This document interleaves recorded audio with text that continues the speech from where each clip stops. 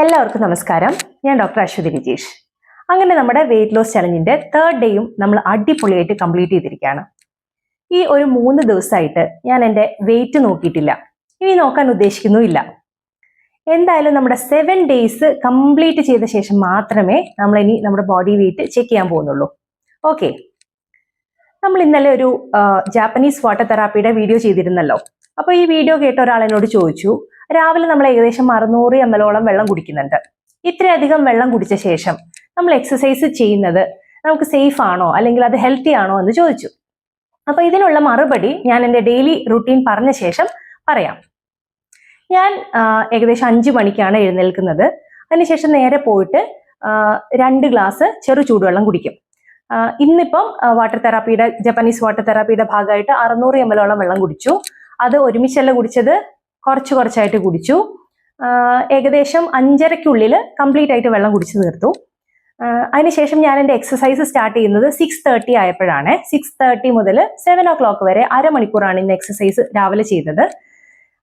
ഈ ഒരു എക്സസൈസിന് ശേഷം ഒരു 2 മണിക്കൂർ ഗ്യാപ്പിൽ, അതായത് ഒരു 9 o'clock-നാണ് പിന്നീട് ബ്രേക്ക്ഫാസ്റ്റ് കഴിക്കുന്നത്. ഓക്കെ, അപ്പൊ ഈ ഒരു രീതിയിൽ ഞാൻ എക്സസൈസ് ചെയ്തപ്പോൾ എനിക്ക് യാതൊരു ബുദ്ധിമുട്ടും അനുഭവപ്പെട്ടിട്ടില്ല. ഈ ഒരു റുട്ടീനിൽ ഞാൻ വെള്ളം കുടിക്കുന്ന സമയവും എക്സസൈസ് ചെയ്യുന്ന സമയവും തമ്മിൽ ഏകദേശം 1 hour ഗ്യാപ്പ് ഉണ്ട്. ഇനി ഇത്രയും ഗ്യാപ്പ് വേണമെന്ന് യാതൊരു നിർബന്ധവും ഇല്ല. നമുക്ക് വെള്ളം കുടിച്ചു കഴിഞ്ഞിട്ട് ഒരു അരമണിക്കൂർ ഗ്യാപ്പ് കഴിഞ്ഞാൽ നമുക്ക് എക്സസൈസ് ചെയ്യാം. ഓക്കെ, ഇനി ഇങ്ങനെ എക്സസൈസ് ചെയ്യുന്ന സമയത്ത് നിങ്ങൾക്ക് എന്തെങ്കിലും ബുദ്ധിമുട്ട് അനുഭവപ്പെട്ടാൽ നിങ്ങൾ ധൈര്യമായിട്ട് വെള്ളം കുടിക്കുന്നത് സ്റ്റോപ്പ് ചെയ്തോ, എക്സസൈസ് മാത്രം ചെയ്താൽ മതി. ഓക്കെ, അതുപോലെ നമ്മുടെ കമന്റ് സെക്ഷനിൽ വന്നിട്ടുള്ള ഒരു ചോദ്യമാണ്, ഞാൻ ഏത് ടൈപ്പ് സൂംബയാണ് ചെയ്യുന്നതെന്ന്. ഞാൻ ആക്ച്വലി ഡാൻസ് വിത്ത് ദീപ്തി എന്ന് പറഞ്ഞിട്ടുള്ള ഒരു യൂട്യൂബ് ചാനൽ ഉണ്ട്. അതിലുള്ള ഒരു സൂംബയാണ് ഫോളോ ചെയ്യുന്നത്.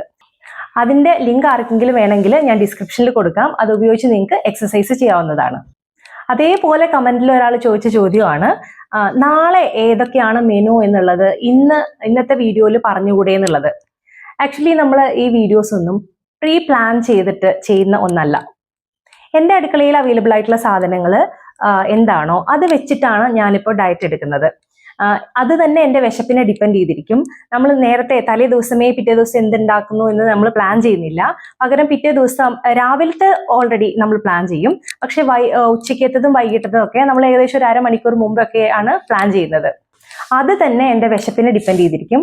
നല്ല വിശപ്പാണെങ്കിൽ നന്നായിട്ട് കഴിക്കും. വിശപ്പ് കുറവാണെങ്കിൽ നമ്മൾ സാലഡ്സോ അല്ലെങ്കിൽ ഫ്രൂട്ട്സ് ഒക്കെ വെച്ചിട്ട് അഡ്ജസ്റ്റ് ചെയ്യും. ആ ഒരു രീതിയിലാണ് നമ്മുടെ ഒരു മെനു സെറ്റിംഗ് നടന്നുകൊണ്ടിരിക്കുന്നത്. അതേപോലെ നമ്മൾ എടുത്തെടുത്ത് പറഞ്ഞിട്ടുള്ള കാര്യമാണ്, ഈ ഒരു വീക്കിൽ നമ്മൾ എക്സസൈസിനാണ് ഇമ്പോർട്ടൻസ് കൊടുക്കുന്നത്, ഡയറ്റിനല്ല എന്നുള്ള കാര്യം. അതായത് ഡയറ്റ് എത്രയാണോ നിങ്ങൾ കഴിക്കുന്നത് അതിന്റെ ക്വാണ്ടിറ്റി കുറച്ച് കൊണ്ടുവരിക എന്നുള്ളത് മാത്രമാണ് നമ്മൾ ഈ ഒരു വീക്കിൽ ഉദ്ദേശിക്കുന്നത്. ഉദാഹരണത്തിന് ഒരു 10 ഇഡ്ഡലി കഴിക്കുന്ന ഒരാൾ പോട്ടെ, ഒരു 5 ഇഡ്ഡലി കഴിക്കുന്ന ഒരാൾ, ഈ ഒരു 5 ഇഡ്ഡലി കഴിക്കുന്ന ഒരാളോട് നാളെ തൊട്ട് ഞാൻ കഴിച്ച 2 ചപ്പാത്തിയെ കഴിക്കാൻ പാടുള്ളൂ എന്ന് പറഞ്ഞു കഴിഞ്ഞാൽ ആള് അത് വെയിറ്റ് ലോസിന് തയ്യാറാവോ? ഒന്നാമത്തെ കാര്യം. രണ്ടാമത്തെ കാര്യം, അത് അയാൾ തയ്യാറായാൽ തന്നെ അത് അയാളിൽ ഉണ്ടാക്കുന്ന ഒരു സ്ട്രെസ്, അയാളുടെ മെന്റലി അതുപോലെ തന്നെ ബോഡിയിലും ഉണ്ടാക്കുന്ന സ്ട്രെസ്, ഇതൊക്കെ നമുക്ക് വിപരീതമായിട്ടുള്ള റിസൾട്ടാണ് തരുന്നത്. ഇപ്പൊ ഈ ഒരു രീതിയിൽ നമ്മൾ വെയിറ്റ് ലോസ് ചെയ്ത് കഴിഞ്ഞാൽ അത് വെയിറ്റ് ചിലപ്പോൾ കുറയുമായിരിക്കും, പക്ഷെ മറ്റ് അസുഖങ്ങൾ ഉണ്ടാകാനായിട്ട് അത് കാരണമാവും. അതുകൊണ്ട് തന്നെ ഓവർ സ്ട്രെസ് മൈൻഡിനോ ബോഡിക്കോ കൊടുക്കാത്ത രീതിയിലാണ് നമ്മൾ വെയിറ്റ് ലോസ് ചെയ്യേണ്ടത്. അതുകൊണ്ട് തന്നെയാണ് ഈ ഒരു ആഴ്ച നമ്മൾ മെനുവിന് ഇമ്പോർട്ടൻസ് കൊടുക്കുന്നില്ല. നിങ്ങൾ എത്ര കഴിക്കുന്നു അതിനെ കുറയ്ക്കുക എന്നുള്ളത് മാത്രമാണ് ഇവിടെ ഉദ്ദേശിച്ചിട്ടുള്ളത്. അതുകൊണ്ടാണ് നമ്മൾ മെനു ഒന്നും പ്രീ പ്ലാൻ ചെയ്തിട്ടില്ല എന്ന് പറഞ്ഞതും. ഇനി നമുക്ക് നമ്മുടെ 3rd ഡേയിലെ വിശേഷങ്ങളിലേക്ക് കടക്കാം. ഇന്നത്തെ മെനുവിനെ കുറിച്ച് പറയുന്നതിന് മുമ്പ് ഏറ്റവും ഇമ്പോർട്ടൻ്റ് ആയിട്ടുള്ള മറ്റൊരു കാര്യം പറയാനുണ്ട്. ഇതെനിക്ക് നല്ല ശരീരവേദന അനുഭവപ്പെടുന്നുണ്ട്. നമ്മൾ ഇന്ന് 3 ദിവസം എക്സസൈസ് കംപ്ലീറ്റ് ചെയ്തു.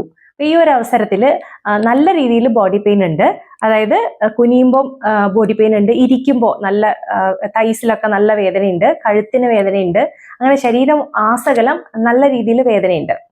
ഈ സമയത്താണ് മിക്ക ആളുകളും എക്സസൈസും ഡയറ്റൊക്കെ നിർത്തിപ്പോവാനുള്ള ഒരു സമയം.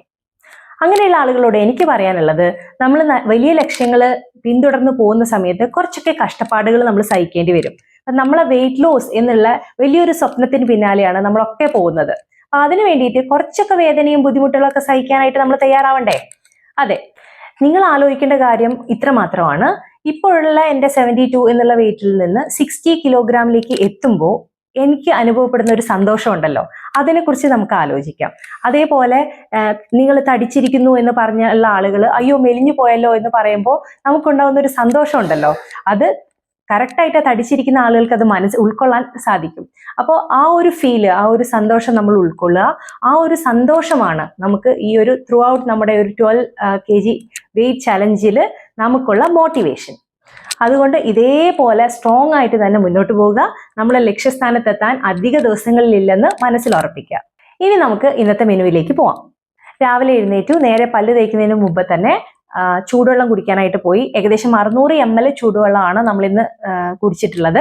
ചൂടുവെള്ളം എന്ന് പറയുമ്പോൾ ചെറു ചൂടുവെള്ളം. Okay, Japanese water therapy start ചെയ്യാം എന്നുള്ള ഒരു ഉദ്ദേശം ഉണ്ടായിരുന്നു ഈ ഒരു വെള്ളം കുടിക്കുന്ന സമയത്ത്. പക്ഷെ പിന്നീട് ഈ ബ്രേക്ക്ഫാസ്റ്റ് ഒക്കെ കഴിച്ച് നേരെ ജോലിക്ക് പോയപ്പോൾ ഞാൻ സത്യം പറഞ്ഞാൽ ജാപ്പനീസ് വാട്ടർ തെറാപ്പിയുടെ കാര്യം മറന്നുപോയി. പിന്നീട് എപ്പോഴൊക്കെ വെള്ളം കുടിച്ചെന്ന് പോലും എനിക്ക് ഓർമ്മയില്ല. പിന്നീട് തിരിച്ച് വൈകിട്ട് വീട്ടിൽ വന്ന സമയത്താണ് ഇങ്ങനൊരു ജാപ്പനീസ് വാട്ടർ തെറാപ്പി ഞാൻ പ്ലാൻ ചെയ്തിരുന്നു എന്നുള്ള കാര്യം ഓർത്തത്. അതുകൊണ്ട് ഇന്നത്തെ ജാപ്പനീസ് വാട്ടർ തെറാപ്പി ചെറുതായിട്ടൊന്ന് ഫ്ലോപ്പായി. വെള്ളം കുടിച്ച ശേഷം കുറച്ച് ഗ്യാപ്പ് ഇട്ടു. ഈ പറഞ്ഞ പോലെ ഒരു 1 hour ഗ്യാപ്പ് ഇട്ടിട്ട് നന്നായിട്ട് എക്സസൈസ് ചെയ്തു. 30 മിനിറ്റോളം എക്സസൈസ് ചെയ്തു.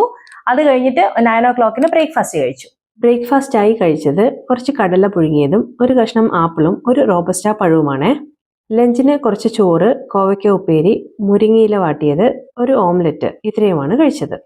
വൈകിട്ട് 5 മണിയായപ്പോൾ ഒരു ചെറിയ ഏത്തപ്പഴം കഴിച്ചു. വീണ്ടും വൈകിട്ട് 30 മിനിറ്റ് സൂംബ ചെയ്തു. രാത്രി ഡിന്നറിന് കഴിച്ചത് ഓട്സ് ആണ്. 3 ടീസ്പൂൺ ഓട്സ് വേവിച്ചെടുത്ത് അതിലേക്ക് 1/2 കഷ്ണം ആപ്പിള്, 1/2 കഷ്ണം ഏത്തപ്പഴം, ഒരു ചെറിയ പോംഗ്രനേറ്റ്, ഇതെല്ലാം മിക്സ് ചെയ്താണ് കഴിച്ചത്. സോ ഇത്രയൊക്കെയാണ് ഇന്നത്തെ വീഡിയോയിൽ എനിക്ക് പറയാനുള്ളത്. നമ്മുടെ എക്സസൈസും ഡയറ്റൊക്കെ ആയിട്ട് നന്നായിട്ട് മുന്നോട്ട് പോവുക. മറ്റൊരു വീഡിയോ ആയിട്ട് നാളെ കാണാം. നന്ദി, നമസ്കാരം.